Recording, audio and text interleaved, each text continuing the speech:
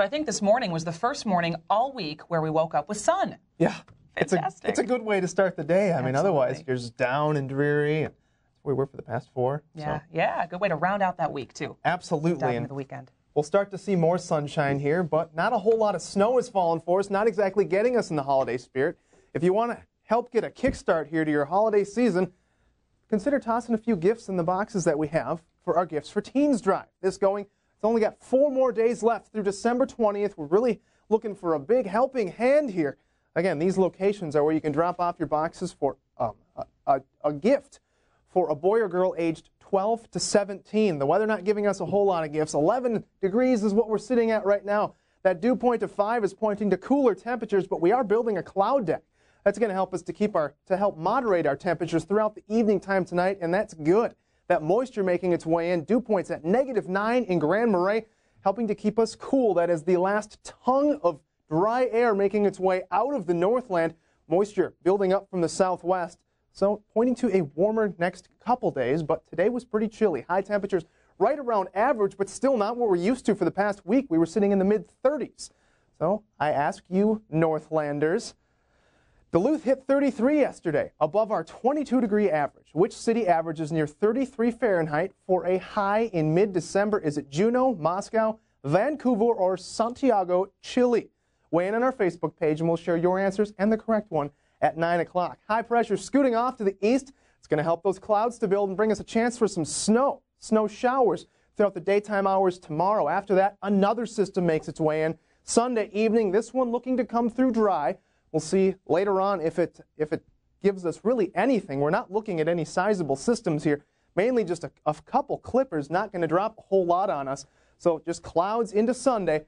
And, well, clouds tonight, too. Temperatures down in the single digits. Tomorrow we get back up into the upper 20s to low 30s with snow showers around tomorrow evening. Not quite as chilly, down into the teens, but we all get a little bit warmer tomorrow. And we mostly, to the north, have a chance at some snow showers. That tapering off, and if you can believe it, we'll be in the upper 30s with sunshine on Sunday. Wow, looks like a pretty decent weekend. I'm okay with it. Yeah, I am too. All right, thanks, Jason. Yep. Well, here is Greg Chandler with a sports preview. Greg, what are we looking at tonight? Well, Dan, it's a pretty quiet night for local college hockey teams. Only one of the programs are in action tonight. That's the Bulldog women. They play in Mankato, and they're going to do so without suspended head coach Shannon Miller.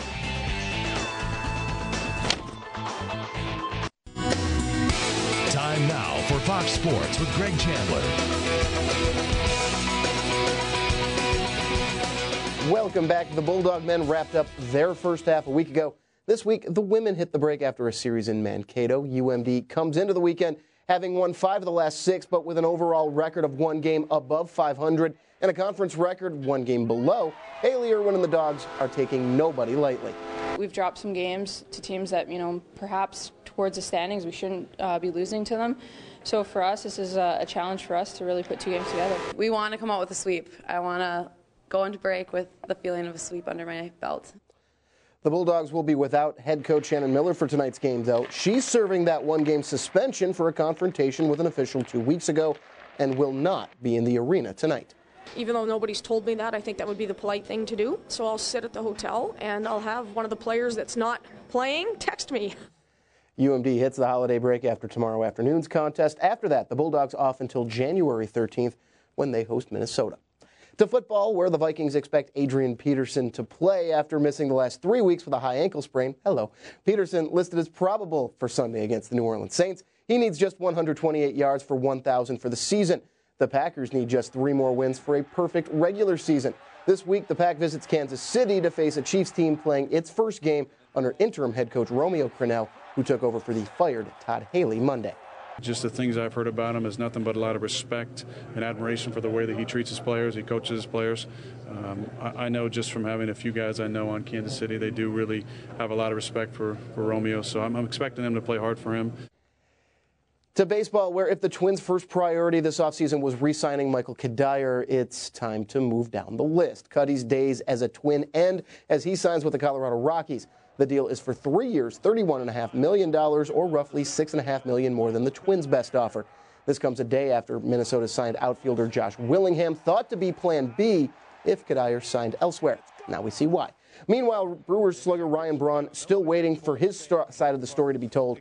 The 2011 NL MVP reportedly tested positive for a banned substance, but Braun's attorney, David Cornwell, says his client is clean and is disappointed the case came to light before it was closed. I fully expect to be able to demonstrate that Ryan did not violate the substance policy of Major League Baseball. And consequently, we shouldn't be dealing with this discussion at all. But at a minimum, I urge everybody to keep an open mind and give us the chance to make our case in private. If his appeal doesn't come through the way he hopes to, Braun will miss the Brewers' first 50 games next season. Wow, that's got to be tough. It will be. All right. Thank you, Greg. Well, Jason, as you have a 7-day forecast coming right up next. New tonight at 9, Democrats searching for a gubernatorial candidate as they approach their recall goal. Plus, courthouse security. Why aren't there metal detectors in Grand Marais? These stories and more tonight at 9. And don't forget about our Fox feedback question. Do you think courthouses should be equipped with metal detectors and other security measures? We'll tell you what some of you are saying tonight at 9. Jason? Well, if you're headed down to the cities tomorrow, a little bit nicer there for the evening hours tonight than it will be tomorrow. Well, other way around there. But we'll build our temperatures into tomorrow up into the upper 20s to low 30s for us, and we will continue to build those temperatures all the way into Sunday, a high of 37. Some spots in Wisconsin have a chance at reaching into the 40s. So not exactly a December look, and we don't have snow any day forecasted until next weekend, so not too bad for us. Break out the grill on Sunday. You were just talking about frying up some burgers. That would actually be a good idea. If it's warm enough, we should grill this weekend. I think so. Count me in. All right. Thanks so much for making us your choice for news tonight. We'll see you again at 9. Take care.